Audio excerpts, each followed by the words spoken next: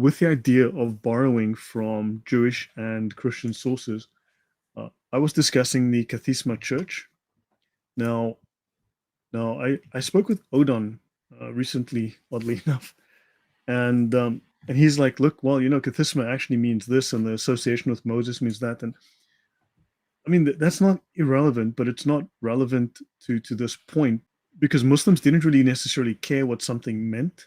They didn't necessarily understand. They would just grab it because it seemed good, and they would jam it in there, right, to make their soup. Yeah. And what the mystical meaning was for the Jews isn't necessarily what Muslims understood about it. But the fact is that I think they needed to borrow certain elements to justify their religion, which they wanted to parallel with Christian beliefs. And as we know, that in the early period, Christianity was still somewhat Jewish in its expression.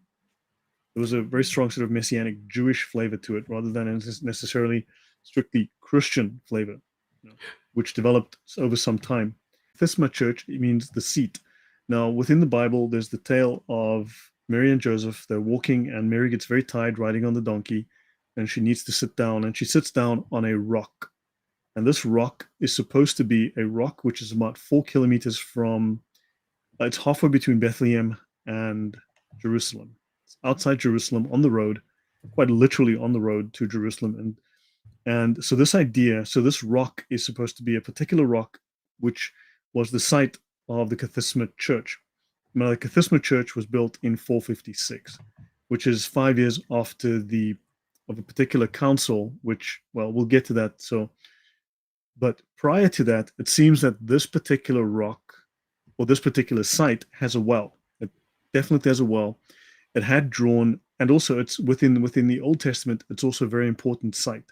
So it's got long-standing history with a very strong attachment to the Old Testament, to the Jewish tradition, and thus to the Christian tradition, and it drew pilgrims, and pilgrims would be guaranteed to walk past this location. So whether this is the specific rock or a rock 200 meters down the road, who knows? But this was the rock that was chosen as the one where Mary sat down. This is supposed to be that rock.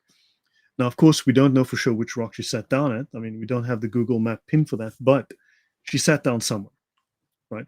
And this was the place, and it was a site where pilgrims went to get water. But first, potentially prior to it becoming a church and the seat of Mary, it was supposed to be the first, according to at least some scholars, the first nativity site before that was moved to Bethlehem. So, and just then, want to, yeah, sure. Just wanted to point out you're still on slide 1, so I think it might be. Yes, I know. Oh no, yeah. Just in case. Oh yeah, sorry, just making sure it was working. Yeah, no, I know I'm on slide 1, so I'm just giving the story, so I don't. Oh, sorry. Yeah, just in case. No.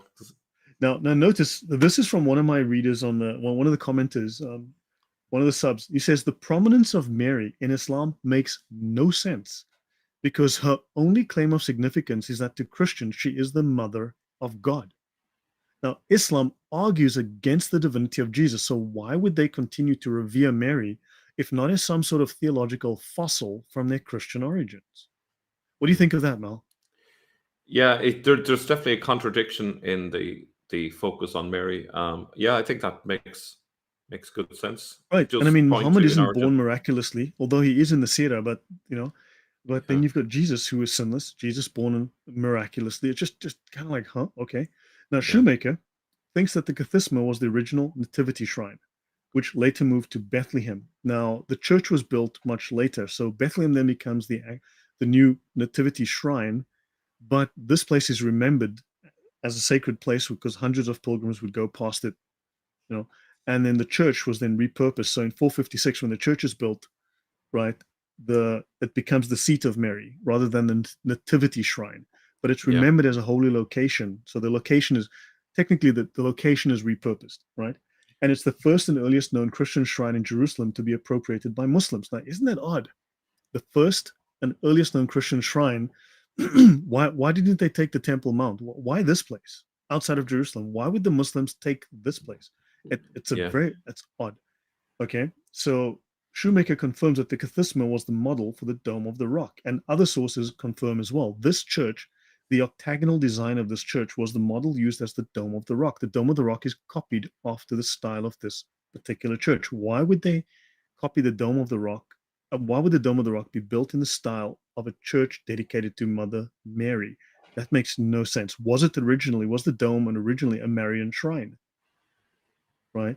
And there are at least 5 major connections to this particular site, to this location, historically and with the Old Testament.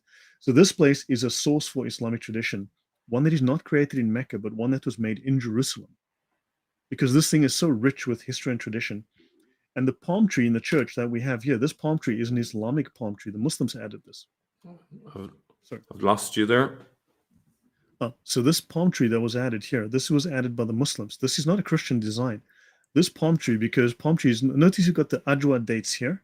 You've got palm trees in the background, and you've got this palm tree, which is also part of the Islamic story, where Mother Mary sits down, right? The tree bends. So Jesus speaks to the tree from her stomach, right? And the tree bends down to shade her and to give her dates to eat, right? Within the Islamic context. And also so the story is that a spring, miraculous spring, breaks out from the rock, from the soil. And of course, there she has water to drink. And this whole story with this thing is that it gives sweet water to pilgrims. Now, the palm tree in the church is part of the Islamic conversion to a mosque. It's an Islamic palm tree mosaic at an ancient nativity shrine. And on top of that, there's a time it was when Muslims and Christians prayed together in this church before the Muslims eventually took it over and made it into a mosque. So just as the multitude of different connections here, your thoughts? Well, yeah, I think that last bit is very significant because it speaks to the idea that Islam and Christianity were an awful lot closer in the early couple of centuries. yes. And actually, a little bit later in the live stream, I'm going to be giving evidence from a Chinese source from 751, which backs up that very point. So yeah, I think it's an interesting convergence there. So I'll run through this. So this is my second run through. So I'm still trying to refine all this. But notice this is the design of the Kathisma Church, octagonal, double walled, with a ring in the middle with the rock. This is the design of the Dome of the Rock from 200 plus years later, almost 200 something, 225 years later, double walled octagon with a circle with a rock in the middle. And then, of course, you've got the story in Islam where a portion of the rock is broken and taken away. Well, a portion of this rock was broken and taken away as well. Yeah. I was just going to say there, it just at first glance, obviously I know that this is the Church of the Kathisma, but if someone were to show me that simple image on its own without any labels, I would assume it's Dome of the Rock that you're showing me. That's how close it is. Right. Yeah. So, and now notice it was once nearly as important as the Church of the Nativity in Bethlehem, but it was forgotten. Yeah. It got destroyed and literally covered.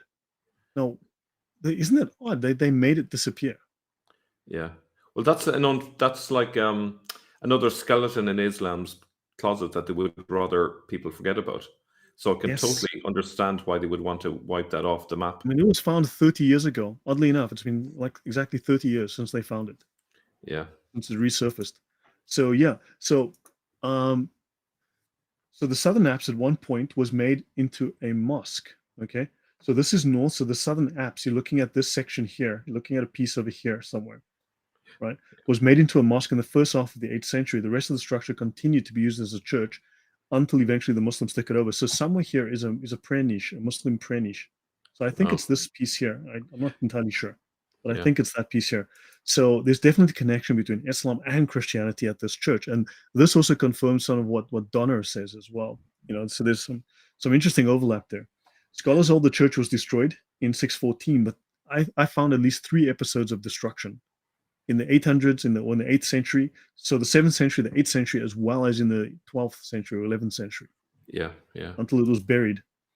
And so yeah, it's just odd that the Dome of the Rock is copied after the style of it. So the style of this church was very specific because it was meant to look different to all the other churches because it was devoted to Mary, to the Mother of God, right? So very odd. Now, Can I just ask before you go into this, do you know anything about the destruction of the church those 3 times, whether any time was to do with earthquakes or was by human hand? I believe they claim human hands. So they got the Persian invasion in 614, where they Yeah. took over Jerusalem.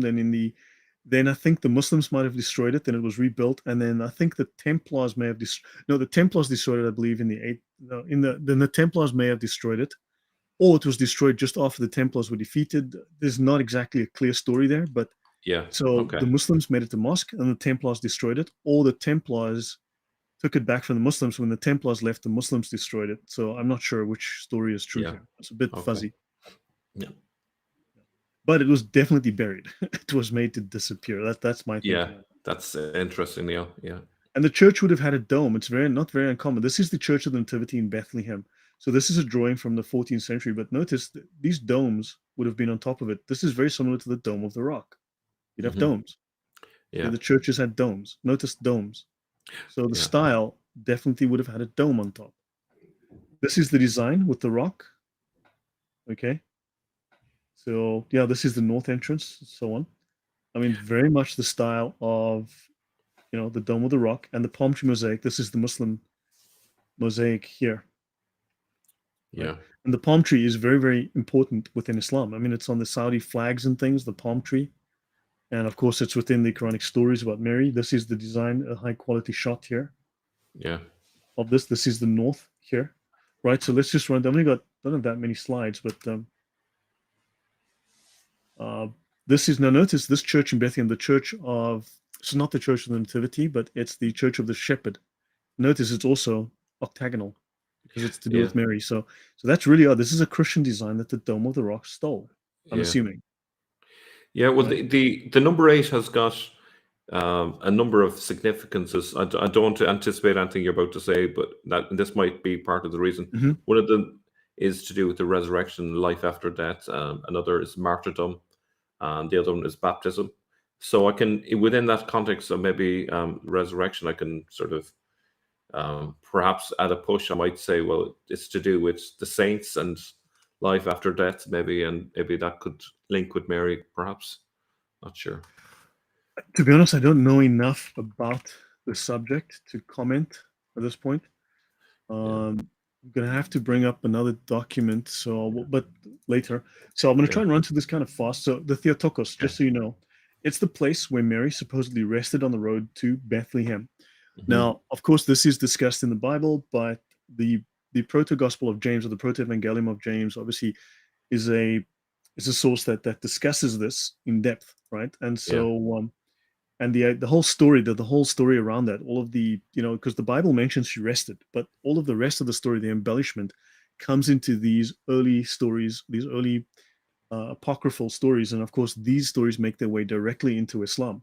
Would So that proto gospel of James have been a Gnostic one, or just I believe so. I believe it yeah, is Gnostic, yeah. yeah, okay, And then, but I mean, we can always look that up. If someone in the comments wants to have a quick look for us, that'll be appreciated. yeah, Um, and Actually, someone says, Adi says the rock must have been at the Kathisma Church, then it got destroyed and moved, and the rocks were the current location of the Dome of the Rock. Moved to the. Actually, no, the rock is still there, but a portion of the rock, they tried to move it to Constantinople or something, and they couldn't. So what they did was they they they they put it somewhere else in Jerusalem, so it didn't get that far. But anywho, so the first council of Ephesus in 431 AD, so this was when Mary was said to be the mother of God, because there was the whole idea of Nestor where Jesus wasn't fully God and so on. And when finally Jesus was said, look, Jesus is God, and therefore Mary was the mother of God, Mary was rose to importance, right? It settled a major theological controversy, right? That's one of the and Juvenal was Bishop of Jerusalem. He was at the Ephesus Council, so it was important for them, and the church became extremely important. yeah, This church was on the same level as major diocesan churches in yeah, Constantinople, in Rome. It was not a minor location; it was a major location. yeah. So essentially, this was what's the word? Broadcasting a major doctrine for Christians, which is that Yes, Jesus, or sorry, that Mary wasn't just the mother of a man, but also the mother of God, in the sense that Jesus was both God and man, and that was correct. something that they had to believe in. Yeah, Yes. So this yeah, church was on the same footing with Rome, Constantinople, Alexandria, and Antioch, the other major stations of the church. So this church was of major importance. It wasn't a minor location. Yeah. And then also this church is the source of various. So within the Jewish teaching, there was for 40 days after birth, the woman was considered unclean. She wasn't ritually clean. She couldn't enter the temple if she'd had a boy. So, but this eventually entered into the church as Candlemas, right? Became Christianized, shall we say? And what you have is so this idea of Candlemas starts. So this Jewish tradition enters into this church, and this becomes part of the church tradition, or the Orthodox Church tradition, because of this specific church. Again, church that sources certain very important traditions within Christianity. So again, it's not a minor church. It's not a small innocuous little place. It's very important. Yeah. Can I just throw something in? I just actually saw this 2 hours ago. I was looking at an old video by Odin, and he was recounting what Dr. Robert Kerr had to say about the word Umrah, right? And Umrah means in Aramaic, because it's an Aramaic borrowing, which Muslims obviously treat it as like a minor Hajj, but it literally means to live a monastic life. And Odin mentioned that Umrah has the sense of a dedication or consecration to the temple, right? So you mentioned there about the idea of Mary being dedicated to the temple, or words to that effect. So that has a connotation of Umrah. Do you follow what I mean? Just say that again, please. Let me just try and follow you again. So in the previous slide there, you had something about Mary going to the temple. You had the Candlemas. Where is it? There's introduced the candle procession to mark the purification of the third paragraph. Yeah. And so it kind of marks the idea of Mary kind of being consecrated, in a sense, to the temple. Umrah has that connotation of consecration specifically to the temple. And it brings in other kind of concepts of Mary as the Ark of the Covenant, because of carrying the Jesus within her. So Umrah might be a reference to this church, Kathisma Church. So this might be a missing piece here. We've got the Hajj, which would have been focused on the Temple Mount, and the Umrah is associated with that church at Kathisma. Okay, that's interesting. I mean, stick a pin in that. I need to have a look into that, see if there are any links or connections, words, phrases, practices, anything. Yeah. But that is interesting. So yeah, I mean, look, if it made its way from Judaism into Christianity, and I know there's people. I mean, I see this all the time, that everyone's trying to claim that oh man, just to go off topic. But first of all, I see Protestants, and look, I was raised in the Anglican Church, so I'm Protestant like the rest of you. But I constantly see people making the claim that Catholicism is not Christianity, and I keep seeing that Catholicism started Islam. Please stop. Right? Yeah. So if it made its way into the practices of the church of that time, then there's no reason it didn't make its way into Islam. Yeah, absolutely. The thought as well is that the further mosque that's referred to, or the place of prostration that's mentioned in the Quran, if the Temple Mount is the Masjid al-Haram, then another possibility is that the Kathisma might be the further mosque, the one that's... that's an interesting thought. That's a very interesting thought, because it was a mosque at one time. Yeah. Yeah, it's just a thought now, just as I'm bouncing off your idea. So sorry to keep interrupting you. No, that's interesting. No, look, I mean, this is how you never know what's going to spark an idea, because man, I've gone down a few rabbit holes and I've come up with gold, Yeah. So I don't dismiss ideas necessarily that easily, because you never know what you find if you look, because people don't look. I mean, and you ask questions and you spark associations. And also, of course, this place had a well. Right, it was called the Bir Kathismu, right? Kathismu. So it had a well, and it's been long known to have a well. Now it's odd that you've got a building with a rock and a well. I know of another place that has a rock and a well. I just find that place to be. And then, of Yeah. course, hold on. There's something else. Didn't I just send you something? Yes, I did. Hold on. And let me actually bring this across. So few people might be aware of this, but now we're looking at the Kaaba here. I sent Yeah. you this yesterday, Mel. That's right. Yeah. They speak of, okay, another relic. This is at the Kaaba, is the Hijr Ibrahim, or the stone of Abraham, which is said was used as a scaffold by the patriarch by Abraham when constructing the temple with his son Ishmael. The third object of note is the fountain or well of ZamZam. So hold on, we know about the Kaaba, we know about the well of ZamZam, known called here ZimZim. Yeah. But why don't we know about the stone of Abraham that is at the Kaaba? That's also very, very odd. And they say the water gushed out miraculously from this spot as Hagar was wandering through the desert with her son, oppressed with thirst. Well, at the Kathisma, according to the legends, not the Bible, water Yeah. gushed out miraculously from this spot as Mary was wandering through the desert, because the biblical passage specifically refers to this place as desert. There is nothing here.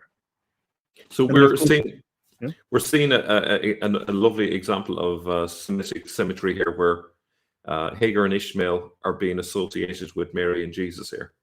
yeah. You have that lovely symmetry, and they're kind of taking that story and applying it to a different context. Yep, exactly. Yeah. So that's my thinking there as well. Yeah. So I mean, so now you've got the element of the rock, you've got the element of the well, you've got the element of the miraculous water, the trees, and all that. So it's just odd that, I mean, that this occurs here and then it's copied by the Muslims. And I mean, according to the scholarship I've seen, the idea that this originated in Arabia, no, this came from Jerusalem and was taken there, Yeah. right? And it was a church of great importance. I'm not going to go through the whole thing. Okay, the water system, the well, was very well known as a holy site all the way up to the last century. Okay, Yeah. so, and this is the place here. That's Jerusalem in the background there. This is the view. Mm. This place has been leveled. Okay, the design is very much with the stone pillars of the Kaaba, of the Dome of the Rock, and all of that. This place is mentioned in two 6th century documents, right? So it's well Yeah. known. Yeah. And Theodosius, I don't know if this is the Emperor Theodosius who legalized Christianity, no, who made it the state religion, because in 313 Constantine legalized Christianity. It was Theodosius that made it the state religion of the Yeah. Roman Empire. So I don't know if it's the same Theodosius, but there was a monastery attached to this, and he was there as a young monk. So again, you've got famous names, famous figures associated with this place, right? Yeah. And also, um, I mean, it's just so they tried to have the rock moved to Constantinople. Now, why would you cut a piece of that rock and try to move it to the site of Constantinople, which is the Eastern Roman Church? Why would you do that if it's just a lame place that no one cares about? Again, it had to be important. Yeah. Makes sense, Mo? Yeah, well, obviously they're treating that stone as a very important relic in connection with Mary. So it's like, what's the word? I think they call this type of relic first class relic, Right. associated with a really important saint. Yeah. Correct. So it was placed in the Church of the Resurrection, right behind the tomb of Jesus, where it was used for the Eucharist. Does this tell you this is an insignificant item? No, this was No, clearly no, revered. absolutely. Yeah. Understand? So all of this, when you take all of this together, this church was very, very important, Yeah. right? Now, the octagon shape of the church can be seen in other early churches, like St. Peter's House in Capernaum, Mount Gerizim. So the idea is there, the Dome of the Rock, but the Dome of the Rock comes late. Okay, as we all know, it's the oldest church in the world, right after the Kaaba. You know, so St. Peter's House, obviously, this is St. Peter's mother-in-law's house. Okay, the man was lowered through the roof here. This idea, right? But this house also happens to be octagonal, right? Oh, Octagon with a circle with a rock in the middle, as you can see, yeah. with pillars. So obviously, this idea is obviously from a very Christian idea. Then it makes it into the Kathisma Church, and then it becomes common in other buildings, and the Dome of the Rock steals the idea. I mean, again, this is clearly a Christian idea that the Dome of the Rock steals. Why would they do that? Why would they take a Christian design, Mel? Well, it speaks to the idea that Islam has come from Christianity in some way, even if it's a kind of a hybrid between Judaism and Christianity. It's drawing from Christian traditions as much as Jewish traditions. Yeah. So yeah, exactly. So let me continue here. I mean, you can see this is the Dome of the Rock. I mean, and also the idea of cisterns, water as well. This is so common here, and you have a cistern at Kathisma, right? So the Kathisma well, they found a clay water pipe near the rock, and early tradition says a miraculous spring appeared there to quench Mary's thirst. And a 6th century account tells of pilgrims drinking sweet water, exactly like ZamZam. Pilgrims could remove up to 4 liters of water from the holy water well to take with them, exactly like ZamZam, right? So you've got to see this. I mean, so there's lots of papers on this I discovered. It took me a while, but so she's one of the original archaeologists who were there when the site was discovered. She went out and she had a look at it in 92, and she went back a couple of other times. So this is what Muslims do. So I now, can imagine if they were setting up Mecca in the 8th century and they have this fantastic well in Jerusalem, they're going to want to have that in Mecca as well.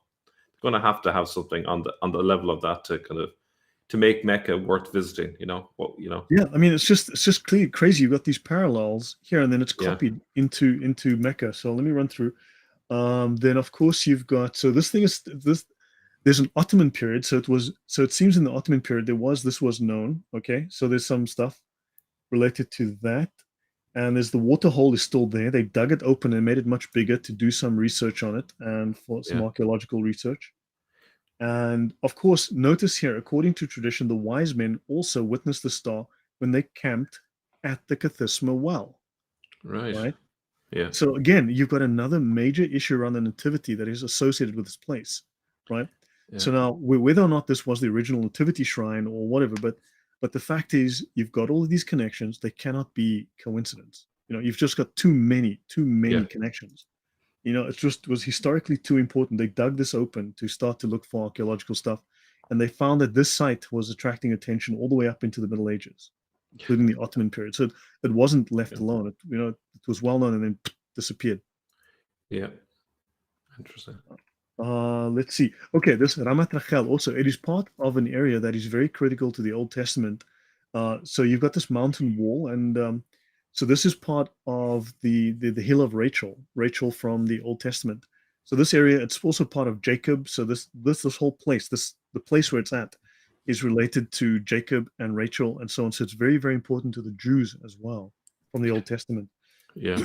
And it is known as a martyrium, a witness to the faith.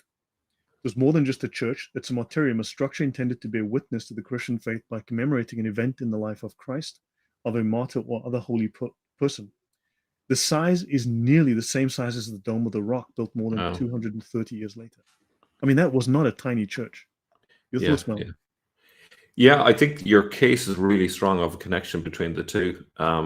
Like you could argue there are other churches around the world that are eight-sided at the time, but you have so many other things there that's connecting the two that you cannot just dismiss it.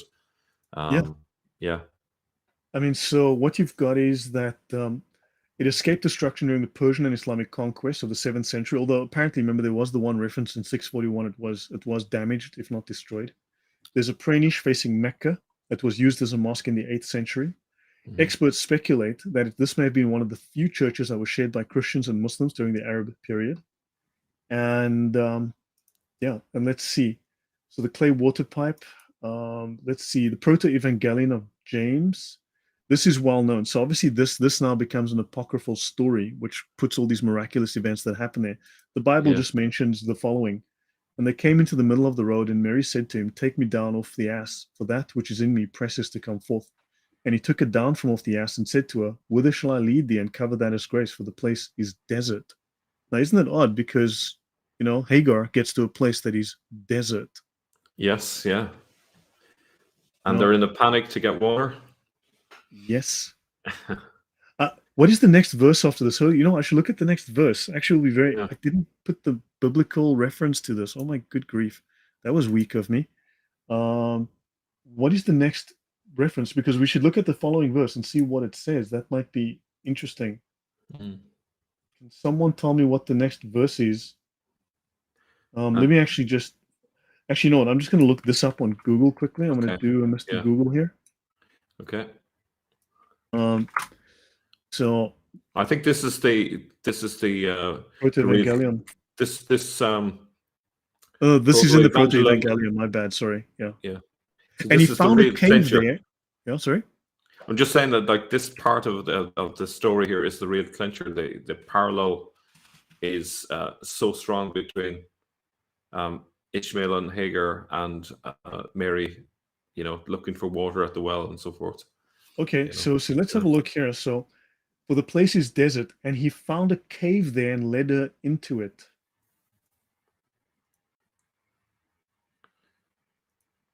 So, Mel, does that ring any bells? I mean, does that? Are you suggesting a connection with the Hira cave? I don't know, but No. it's just that, like, oh, here's a cave idea. Hey, we got a cave too. We need to stick a cave in somewhere. Yeah. I mean, Just it seems like every little motif is being duplicated. Got a well, you got a cave. Yeah. yeah. So this is from the Proto-Evangelion of James, and then in this infancy narrative, Mary is the daughter of a wealthy but long childless couple. Okay. And this idea seems to be stolen after the story of Elkanah and Hannah and their son Samuel in 1 Samuel 1-2. Now, if these stories can take from the Old Testament, then there's no reason that Islam couldn't take from these stories.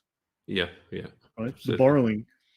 And of course, Mary lives as a ward of the temple. There's other stories that Islam has taken as well. For instance, where a dove comes out, okay, where Mary is fed by birds. Now, there's this story as well from these stories, which Islam also takes over. So this is just odd. I mean, it's really, really odd. And, actually, just on that, Mary's a ward of the temple. I'm thinking about how the Quran connects Mary to the sister of Aaron, and a sister of Aaron being the priest. Priest works in the temple. A connection between Mary as ward of the temple would fit nicely with her being associated with the sister of Aaron. Another Semitic symmetry there. So, I mean, this idea apparently, now Odon thinks that tradition of Mary as sister of Aaron was shared among early Aramaic Christians, right? Because let me see here. Let me just see what he says on this point. For Jewish Christians who lived by the tradition of the Torah and the Targumim, the Targums, there was an obvious analogy with Miriam, the prophet, the prophetess, daughter of Imran, sister of Aaron, and Moses, right? Whose prayer had God give the miracle of water to the people in the desert during the Exodus. Okay, the Jewish tradition about the wells of Mara and Elim in the Tosefta. Moreover, that miraculous water flowed from a miraculous rock that moved along with the people, which was identified with Jesus in the first century. As Paul explains in 1 Corinthians 10, I do not want to be unaware, brothers, that our forefathers were all under the cloud. They passed through the sea. They were baptized into Moses in the cloud and the sea. And they drank from the spiritual rock that accompanied them, and that rock was Christ. So there is this story, again, from the Jewish sources that the Muslims are probably copying. And actually, Pseudo Jonathan mentions that story of Miriam's well as well, that link. So also Pseudo Jonathan suggests that the function of the well in Jewish thinking was that it proves the veracity of the prophets. It has that aspect, which obviously could have been very useful when they're trying to prove that Muhammad was a genuine prophet. You'd need a well that's plentiful with water to make that case, according to the Jewish thinking. Yeah, so now you've got multiple sources. Now remember, the idea of this church, the idea of Mary as the sister of Aaron, right, obviously is associated with this location and with this church. I'm not saying the church pushed that idea. The church did not. Although some people, I think, have said that the church is the source of this and the church is pushing this whole apocryphal idea. But the idea from the Proto-Evangelion of James, and there's another apocryphal gospel that says similar things as well, that pushes these ideas. They associate themselves to this church, right? And the Muslims obviously are not using Orthodox Christianity, and therefore they are taking from these ideas, as I've got here. So I mean, so again, you've got another connection to this church, which is another connection to the Targums of all things as well. And this is now made its way into Islam. And notice, he's an old man and she's a young virgin. Now, hold on, let me think. Hold on, Mel, help me out here. Do you know can you think of a religion? I'm just, Yeah, I think I might have heard this every time I've ever visited Speaker's Corner. It's probably one of the top things Muslims say. Oh, well, Mary was like really young and Joseph was like 90-year-old. Yeah, but hold on. Now, hold on. I'll put this to the audience. Am I making sense? I mean, all of these connections, literally over a dozen so far, not just 5, but we're talking multiples of solid historical connections. Yeah. I mean, this is making sense. And here you've got an old man with a young virgin, and here you've got a guy thinking, "Oh, that's some holy stuff over there. I need to be an old dude, and I need to get me a young virgin because that's what the Jews did." Yeah. Mal, I mean, I'm not saying Mo was necessarily, shall we say, mentally well balanced, but I mean, do you think they might have taken on this idea and said, "Okay, well, that's good stuff. We'll do the same." Yeah, it looks like they're kind of almost going around. Okay, that story we must include that one. That's a real story to remember. It does look like it's just being grabbed and said, right, we'll have that. Especially Yeah. if they had a mosque there for goodness knows how long, a few centuries. Of course, they're going to imbibe all of the legends and stories and myths from that location and bring it into Islam. Yeah, there's a Especially, question. Well, was this a place for baptism? I don't know. I mean, we can guess, but I don't know for sure. well, before Islam, definitely. Yeah, all churches would have been. Um, mightn't have been its primary function, but definitely churches were all. Well, can I say that? Maybe I might be wrong in the early centuries, but I think a lot of the churches would have had baptism. Yeah. I may So, I mean, you've stand got corrected. all of these links. I mean, so, I mean, again, just back to this one. I mean, I need to probably include this story into the slideshow as well to talk about the mystical sort of connotation or the old Jewish link to it as well. And then, of course, let me just finish up here. This is like only a couple of slides left. Yeah, They speak here of, so Jesus speaks from her tummy, and open from your roots a vein of water which has been hid in the earth. Here's the well, the original well, this little picture here. yeah, And they began to come forth a spring of water, exceedingly clear and cool and sparkling. And they say the same thing about the ZamZam well, yeah, right? So these ideas, I mean, many of these ideas, again, like you were talking about the late date of something, the earliest manuscript source is 820 AD. This is the Gospel of Pseudo Matthew. However, we know that these ideas were around at least in the 7th century and even much, much earlier. yeah, So it's possible that you can't find any solid ideas, but you can find relationships to things much, much hundreds of years before. yeah, And so again, you've got the very same ideas in the Gospel of Pseudo Matthew, which make their way into Islam, right? And in the Quran, she conceives him and withdrew to a remote place, and the throes of childbirth drove her to the trunk of a palm tree. She said, "Oh, would that I had died before this," right? And the Lord has provided a stream beneath thee, and shake towards you the trunk of the palm tree. It will drop thee fresh, ripe dates. And we saw at this church, they've got a palm tree heavy with dates. So eat and drink and cool the eye. If thou seest any mortal, say, surely I've blah, blah, blah. Hold on. Let me just go here. So let me just go back to the very first slide. Notice here again, I'm going to bring yes. this up nice and big. This is Great. the Islamic palm tree heavy with dates Yeah, it's at this pointing to church. that story. At this church. Yeah, sorry, Matt, Mel? Yeah, it's definitely pointing to that specific story that you just read. So yeah, so let me see. Let me just continue. So the Dome of the Rock. So there's lots of research on this. Okay. There's a month that the early Byzantine history of the road leading south loomed large as a holy itinerary. In fact, I mean, so what they're saying is here that the road Jerusalem to Bethlehem was a major route of pilgrimage, and you had to go past this church. The church is literally on the road. Yeah, So I mean, again, there's all of this solid archaeological historical evidence. There's all of this stuff.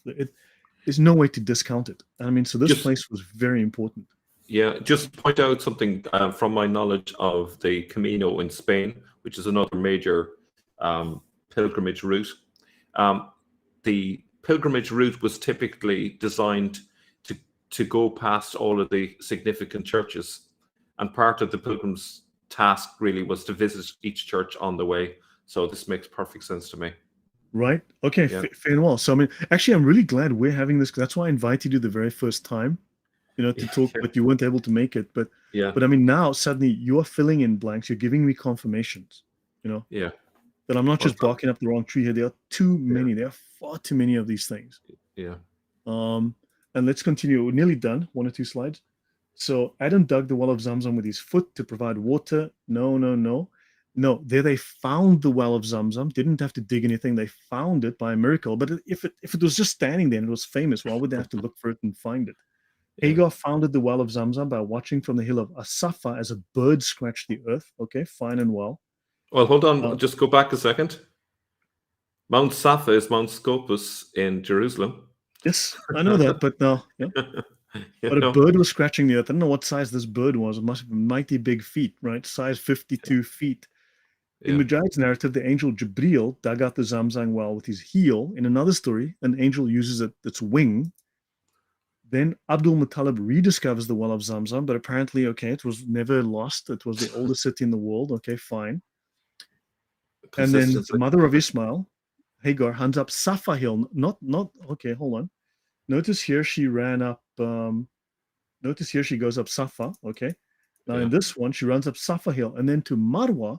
And then she looks from Marwa and she sees an angel digging a hole in the ground. Now she's on the other hill. Right? Yeah. Then, of course, water pours forth from the ZamZam wellspring. This is not ascribed to an angel, but to the baby Ismail. I've got another story where an angel is literally digging a hole with the tip of its wing. Okay, fine. Yeah. Whatever. Do you know what would be interesting, actually? Yeah. If we were to bring up a map of Jerusalem, which Mount Scopus and Mount Marwa or Mount Moriah, and see where the church is in relation to that, I bet you probably find that it's closer to the Temple Mount than it is to Safa, because Safa is sort of the northeast of the Temple Mount. Hold on. And if my geography is right, the Temple Mount, or sorry, the Kathisma Church would be southwest of the Temple Mount, so therefore it would be closer. So that story makes a lot of sense in the context of Jerusalem. Okay, so let's actually do this. Since you're here, I mean, while you're here, do you think we should just do this quickly? Oh yeah, let's do it. Yeah, because this could be great. I have tried on Google Maps about 4 times to have this pin moved to here on Google Maps. I use Google Earth a lot, but on Google Maps, and they refuse to move the freaking pin. It annoys the living daylights out of me. Okay, so I'm going to call this one Kathisma. Yeah. Now I'm going to make this one. Okay, I'm just going to give it a rice, just so it's visible. Okay, just cool. Temporarily. So okay, if you go, I think if you go north, let's predict this. I think it's northeast from there. You get the Temple Mount. Let's just see. Let's see, where is it? Okay, so here we are, and then Temple Mount. So okay, I'm going to mark the Temple Mount. Yeah. So I think the Temple Mount is between it and Mount Scopus. That's my view. Okay, so I'm going to mark the Temple Mount now. Oh, this is exciting. We're literally discovering things live here on air. Sorry, so I need to... Yeah. Okay, so we've got the Temple Mount marked now. Okay. And then just sort of a little bit further northeast from there, you should have Mount Scopus, let's say. Let me see if I can find it. Yeah. Mount Scopus, here we come. There we go. Yeah, exactly. Oh wow, this is going okay. I'm going to drop it here. Okay, I'll just drop it there. Yeah. Oh, Mount Scopus. Yeah. Okay, close enough. And where is Mount? What's the other one? Mount Moriah. Yeah, look at that. So as I it's still quite a bit out, but you can see that. So the top 10. Sorry. Top 10 is Mount Scopus, then there's the Temple Mount, and then down the bottom is Kathisma. So the Temple Mount will be closer to Kathisma than the other. Yeah, it's almost like a straight line between the three, if you notice. Yeah, I'm just gonna say Kathisma. What did I do earlier? I messed something up. Okay, Kathisma. That's crazy because now you have. I mean, from here. Talking about 5 kilometers, something like that. Well, looking at 5Ks, but if you continue this line, probably another kilometer. I mean, what I wanted to draw was a line. Let me just do this. This is brilliant. I mean, 3 in a straight line. So I mean, that's what you've got. You just happen to have a. Couldn't get a straighter line, like considering that's just kind of random, but it's very close to a straight line. I mean, that's a pretty straight line running along the side of these things, like that. Yeah. So I mean, yeah, if you look here, you've got this one, then this one, then this one. This is definitely a very straight line. If I put my line, let me get my line again. Put it literally on target. I'll place it here.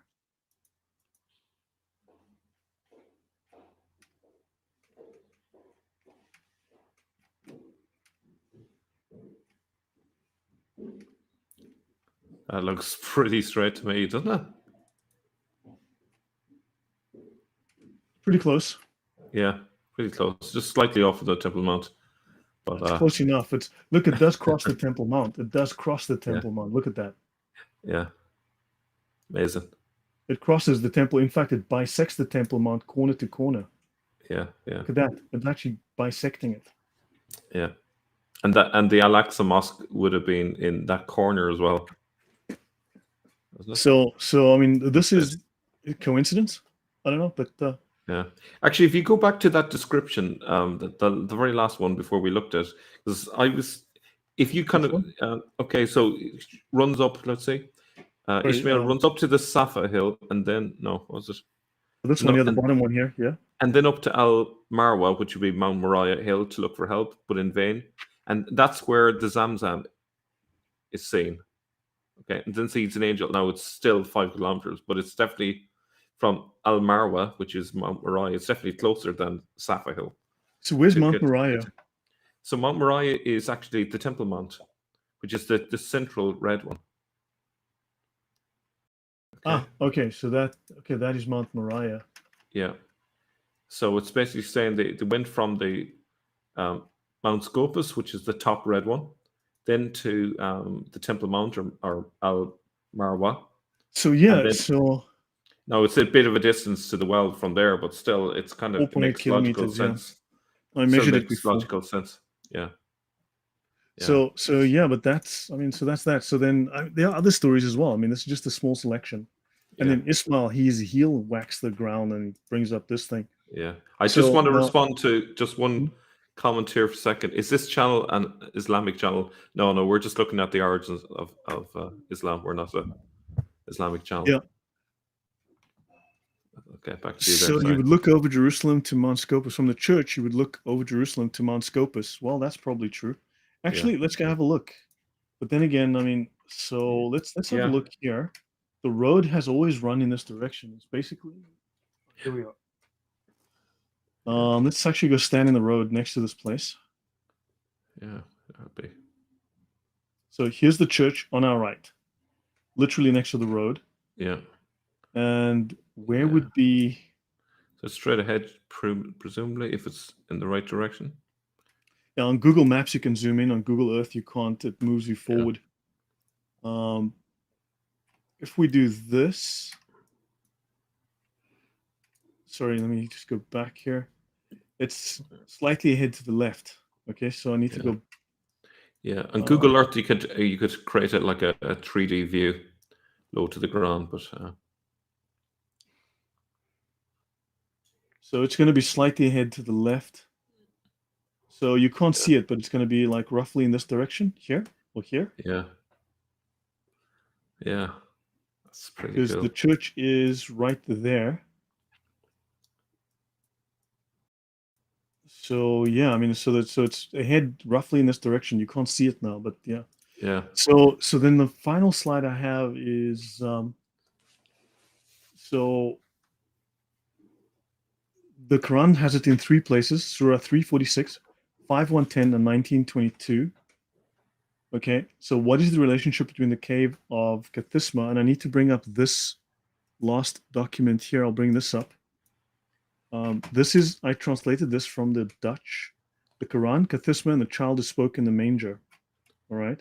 Yeah. And the clay bird thing is so attached to the mythical story. Okay, is the clay bird story, right? In Pseudo Matthew, because Pseudo Matthew also has elements of this story in it, and the Quran obviously copies Pseudo Matthew. Yeah. Right. Yeah. So Pseudo Matthew and not Pseudo Jonathan. Good grief. Even the Proto-Evangelion of James both have this. The Church of Kathisma. Right. And of course, Mary becomes important because she gave birth to the Son of God. And then, of course, it says here that you've got the cave of treasures, and then the final conclusion. Let's just finish the conclusion. The Quran is linked to Assyrian, Palestinian, Christology theology, or Christian theology, centered around the Ark of the Covenant and the Cave of Treasures. The purpose of this theology was to emphasize the continuity of revelation, beginning with Adam and the prophets in the Old Testament through paradise and the tree of knowledge of good and evil, the Ark of the Covenant, and the Temple of Jerusalem to the Blessed Virgin Theotokos and the Ark of the Covenant. Now, She's the reason the new is Ark that of the Covenant. Yeah. Yeah. she becomes the Ark of the Covenant. You see? Yeah. So she becomes so hold on, it says this. Let me see. Sorry, I forgot about that. Yeah. No. The Byzantine Church, to celebrate the status of the Virgin, during that feast, Mary assumes the role of the Ark of the Covenant. The Ark of the Covenant is embedded in the rock of the Kathisma in another legend, since then the Ark and the body of the Virgin are one. That makes sense. That's another Semitic symmetry, bringing the two concepts together. Now, Yeah. remember I mentioned that on the stream when I mentioned you. I said the Semitic symmetry thing because it was making sense to me as well. Yeah. From that standpoint, this, again, I mean, there's just one coincidence after the next. This cannot be accidental.